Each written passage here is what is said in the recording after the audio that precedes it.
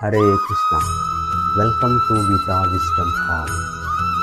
Gita secret series part 4।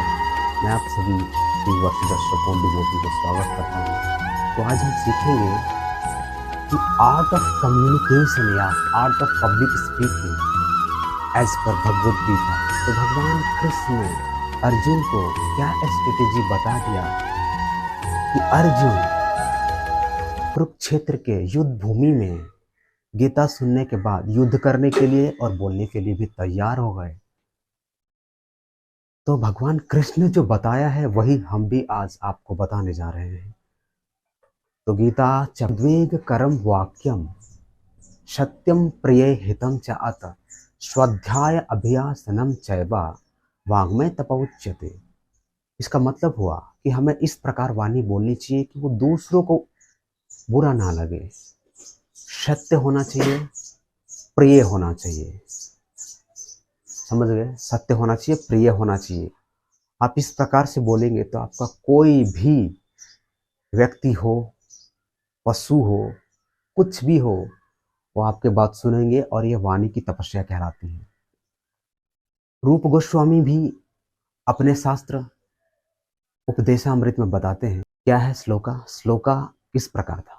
वाचो वेगम मनसा करोधा वेगम जिह्वा वेगम उदर उपस्थो वेगम एतान वेगम यो विषहेत धीरः सर्वम अपि पृथ्वीम स शिष्यते।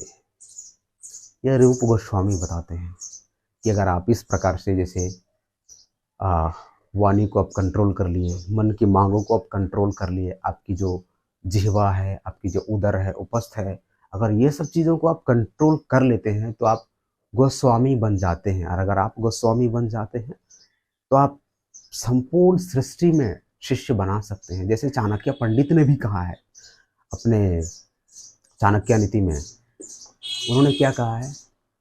स्वदेश पूज्यन्ते राजा ज्ञानी सर्वत्र पूज्यन्ते। इस प्रकार से चाणक्य ने भी अपने शास्त्रों में कहा है।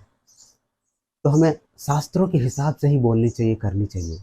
हमें ऐसा नहीं बोलना चाहिए कि एक बार की बात है, जब कोई इंटरव्यू ने कोई कैंडिडेट को बुलाया कि आप आ जाइए, हमें जावा स्पेशलिस्ट चाहिए, तो हमें जावा का एक कैंडिडेट चाहिए। तो उन्होंने जब बुलाया तो कैंडिडेट आया और उन्होंने एचआर ने पूछा कि आप मेरे को एक काम करिए, बताइए कि जावा का 4 वैरायटी है, बताइए। तो उन्होंने क्या बोला पता है? मर जावा मिट जावा सदके जावा। तो एचआर ने बोला तुम घर जावा। तो हमें इस प्रकार नहीं बोलनी चाहिए, हमें पहले स्टडी करनी चाहिए, फिर बाद में बोलनी चाहिए। और हमें शास्त्र ये भी सिखाती है कि किस प्रकार बोलनी चाहिए। एक शास्त्र और है जहाँ पे बताया गया है सत्यम ब्रूयात प्रियम ब्रूयात, सत्यम ब्रूयात न अप्रियम ब्रूयात। समझ रहे हैं? भगवान आगे अलग अलग शास्त्र में बताते कि सत्य बोलनी चाहिए, प्रिय बोलने चाहिए।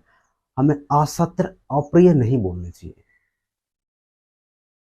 और कबीर जी भी कहते हैं कि वाणी ऐसी बोलिए मन की आपा खोए, ओरण को शीतल करे आपहु शीतल होए। और कई महान दार्शनिकों ने भी कहा है इस प्रकार कि हमें प्रत्येक बात या वाणी को संभल के बोलनी चाहिए, क्योंकि एक ही वाणी दूसरे लोगों के लिए औषधि भी हो सकती है और घाव भी हो सकती है। तो हमें ऐसा नहीं बोलना चाहिए, बिल्कुल संभल के बोलनी चाहिए वाणी की तपस्या में।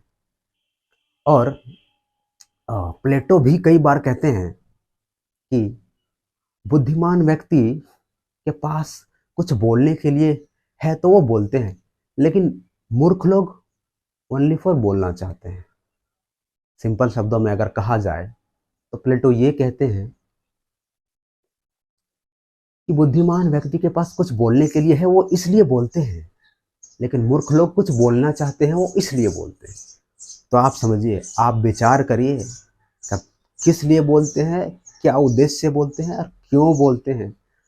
प्लेटो के हिसाब से, भगवान कृष्ण के हिसाब से और रूप गोस्वामी के हिसाब से, वो आपको डिपेंड करना है कि आप कैसे बोलते हैं।